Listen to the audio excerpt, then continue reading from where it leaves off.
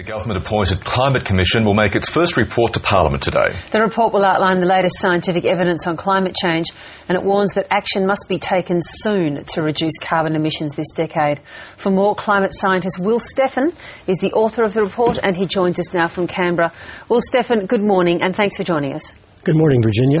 This report is very clear when it comes to what it believes is unequivocal science, that the consensus is there that the globe is warming and warming substantially, and that the debate's been dominated in Australia by some rather ill-informed people. Do you hope or do you believe that this report ends that debate and ends that discussion? Well, I hope this report goes a long way toward reorienting the discussion toward what really is the critical message, which is time is running out. And if we are to keep climate change to a manageable level, we do need to get emissions turning downward quite strongly this decade. So we need to get action moving on climate change just as soon as possible. Can I get you to clarify a couple of points that are made in the report that, Absolutely. that are key to that argument that you say you hope to start? One observation: reducing emissions of CO2 does not reduce or stabilise its concentrations in the atmosphere. It slows the rate of increase of CO2. To stabilise the concentration of CO2, that requires emissions to be reduced to very near zero. That's a big ask of a community like Australia, and we seem to be nowhere near that. So if we don't, what happens? Well, that's a big ask for the global community. This is a global problem, of course, and Australia needs to do its fair share. But yes, if you want to stabilise concentrations of CO2, you've got to get emissions to near zero. And that's a big ask, of course. However, there are a lot of technologies out there in other parts of the world that are developing rapidly, clean energy sources, new ways of transportation, much more efficient built infrastructure. We've gone through industrial transformations before as a human society. And what we need now over the next half century is the next industrial revolution toward very clean energy sources and very efficient built infrastructure. I think it is achievable, but the point we make in this report is we've got to get started on that pathway as soon as possible. The investment decisions we make this decade will be absolutely critical to meeting that goal. But following that logically, it would then clearly imply that the program that's being proposed at the moment by the government, which is a 5% cut of 2000 levels by 2020, that's not nearly enough. In fact, you go on to say more ambitious targets for 2020 are critical. So we're a mile off where the cuts that your organisation says we should be making. Well, I think what we need to do is look at what a 5% cut actually means by 2020. If you look at it on a per capita basis, this is close to 30%, which is a big cut. I think the two critical points we need to think about for this decade are, number one, getting the emission curves turned around. That's absolutely important. It's more important than having a firm target, in my view, for 2020. Number two, the investment decisions we make this decade in terms of what infrastructure we're putting in place are absolutely critical.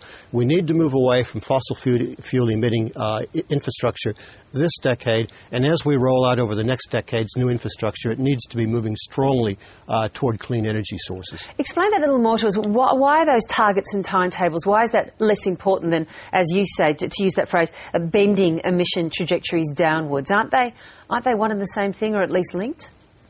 They're certainly linked, but I think the importance is to get the momentum moving towards deep cuts as we go forward.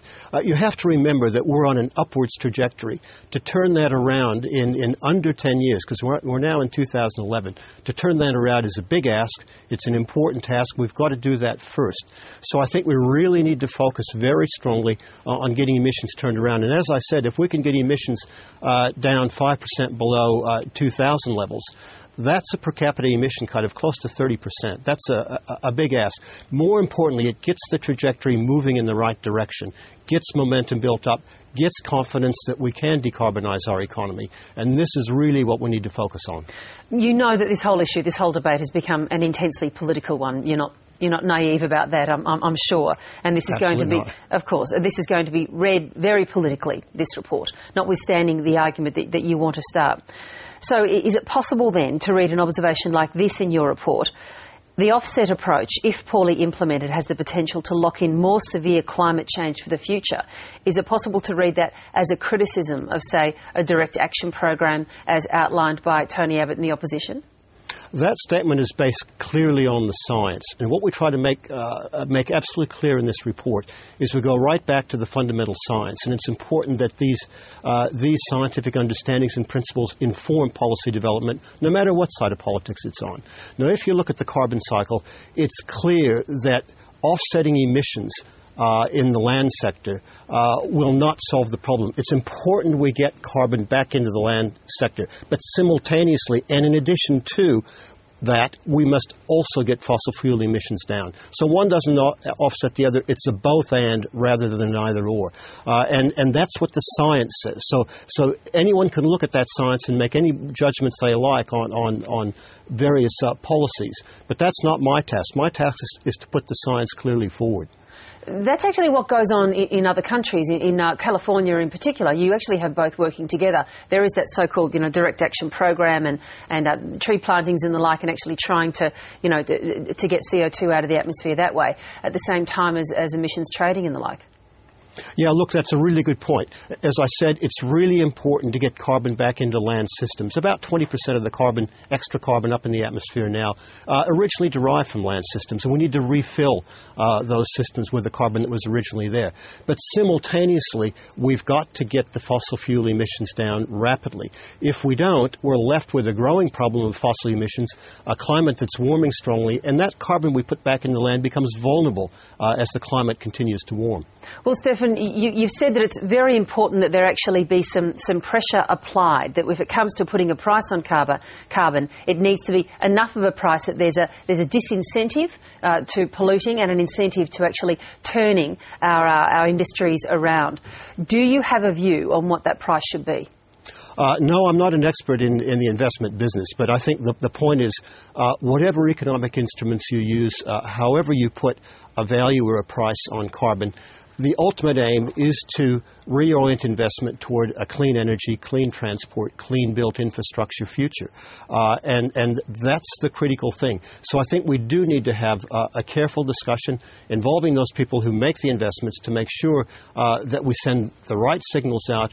We do it in a way that is least costly to the economy, in a way that facilitates an orderly transition to this new future we need. So the point that science is saying is that whatever instruments are used, they actually have to give the signals to get the job done. Okay, so do you see that we have the beginnings of that when it comes to the policy outlined by this government, that we have actually an encouragement to innovate, that we might be talking about a price point that actually is going to be applying enough pressure? I guess I'm asking you from your considered position as someone who's looked at the science, do you see the beginnings of a policy that is actually going to bring about the scientific changes and results that you want to see?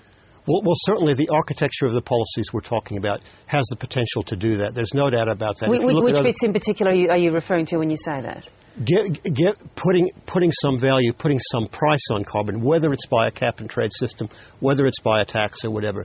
Economists tell me quite clearly that the best way to get these changes we need, to get this investment moving in the right direction, is to send a clear signal that continuing to invest in fossil fuel intensive technologies is going to cost a lot. And it's much better to invest in different directions. Now, to do that in a free market economy, which we have, you need to have a price signal. And of course, there's a discussion on now as to at what level that price is going to be put, how it evolves in future, and so on. But again, I reiterate, the bottom line is that we have to keep our eye on the ball, and that's to get investments moving strongly in clean energy directions. Well, Steffan, good to talk to you this morning, and no doubt we'll catch up again as the discussion kicks off. Thank you. Thank you very much, Virginia.